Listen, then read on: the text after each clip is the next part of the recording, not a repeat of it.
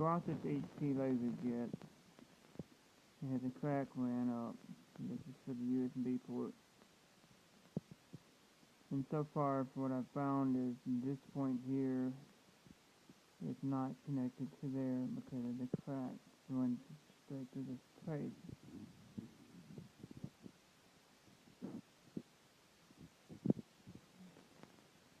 And that didn't do any good.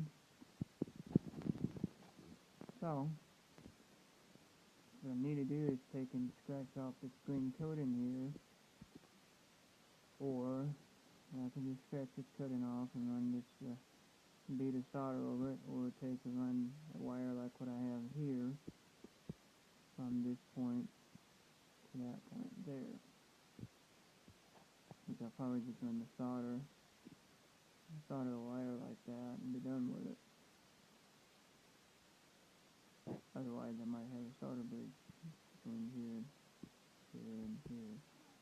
So I'll get it taken care of, and seems to be an easy fix.